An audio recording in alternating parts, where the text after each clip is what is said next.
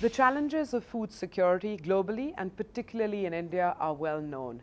But what are the solutions? We're going to take a moment to reflect on some of the solutions with a man who knows Indian agriculture better than anyone. At least I can say that with confidence. Ashok Gulati, Chairman, Commission on Prices for Agricultural Goods here in India. Thank you very much for your time. One is always tempted to dive into the current events that are dominating mindspace here in India.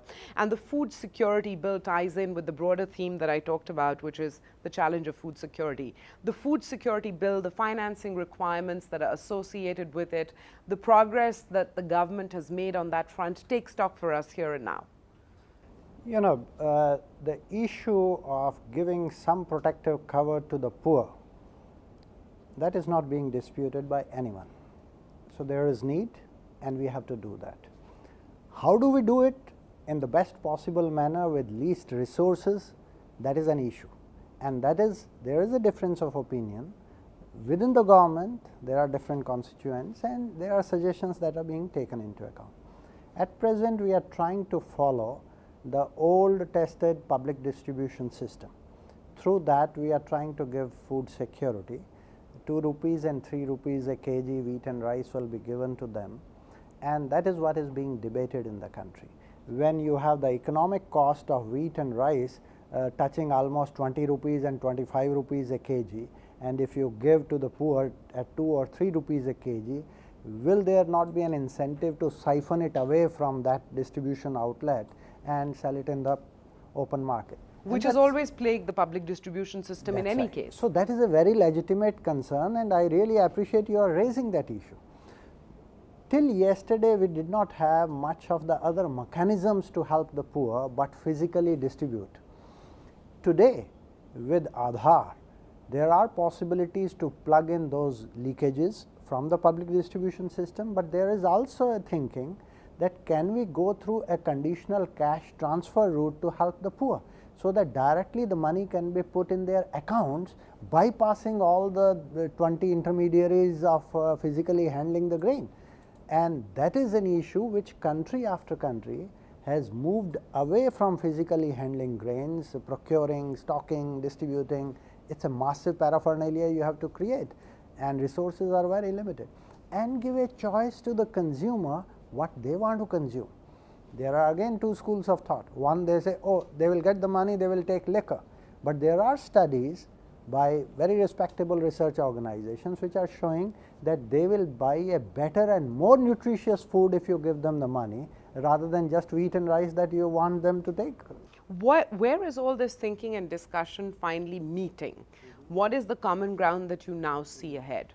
At present, the way it is going to start off is largely in the old bottle, that is the public distribution system, but in 6 union territories, the prototype pilots are going on to think in terms of cash transfer.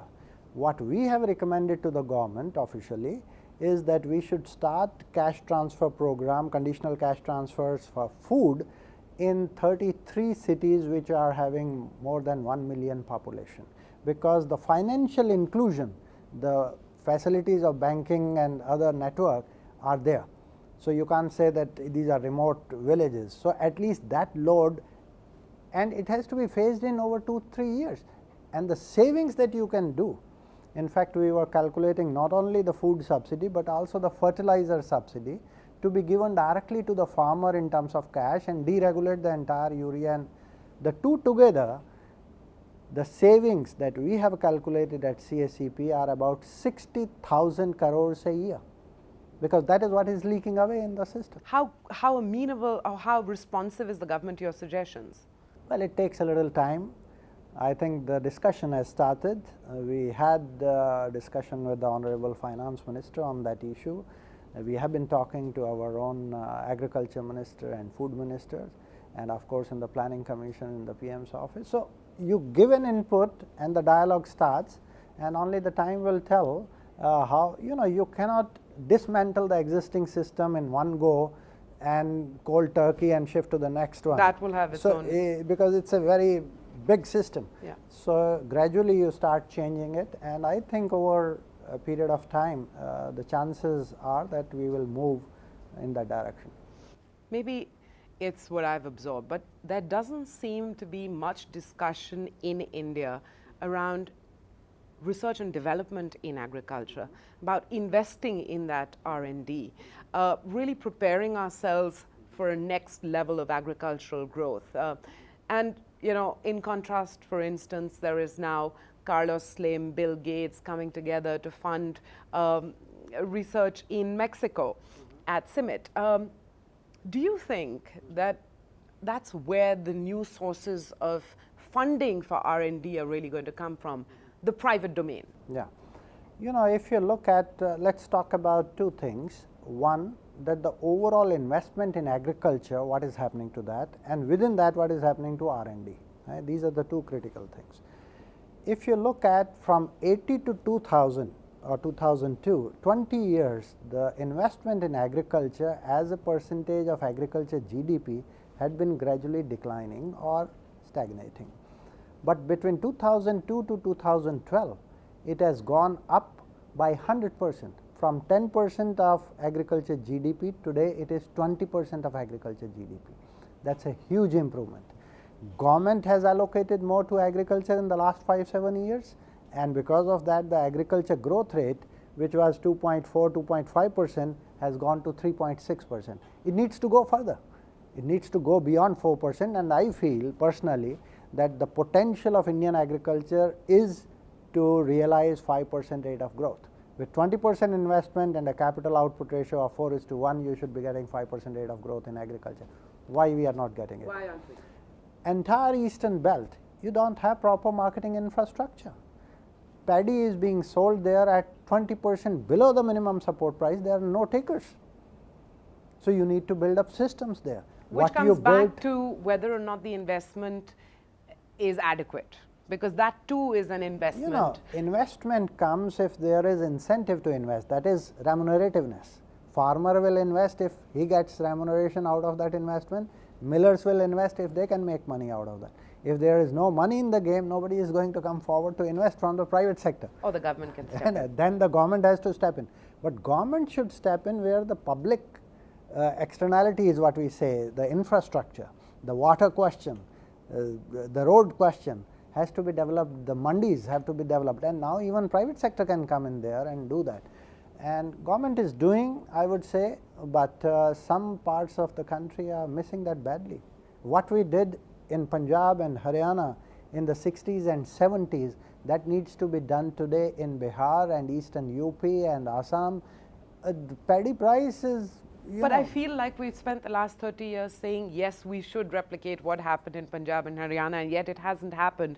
We've got a time pressure on us, I know. But one final question. You did not answer directly my question on whether or not the private sector could be playing a pivotal role in funding R&D, for instance. Sure. Globally, in fact, private sector is ahead of the governments in research. The BT cotton revolution in this country, if at all we call it a revolution in the last decade, which has doubled the production, is primarily coming from outside. The BT was not invented here in India by the public sector or even by the private sector. It came from Monsanto's of this world. Monsanto alone is putting in $1.5 billion. The entire budget of ICAR is not more than $600 million. So what do you speak? The companies internationally are spending much more on R&D, and therefore the future technologies are going to increasingly come from the private sector. So your I'm afraid on that issue. That's what I was going to ask you, your personal risk assessment. They are not going to give you free those things. They have invested, they want returns. Yesterday, the Green Revolution came from public agencies, international centers, which in a way were funded by the governments or donor agencies.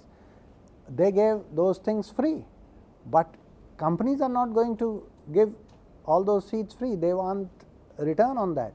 Therefore, the institutional mechanism, are you going to reinvent the wheel and do the same seed which they are doing, or you are going to buy the technologies, or you are going to have a collaboration with them? These are the issues that need to be discussed on the table, because research is going on. Saying that research is not going on, whether it is public funded or private, and I think private has gone ahead much faster than the public. including the international public. And that is where the future is going to be. Therefore, the institutional mechanism to tap those technologies is what needs to be strengthened. Is requiring a review of the mindset. Well, we'll leave it at that. Thank you very much for your time. Thank you.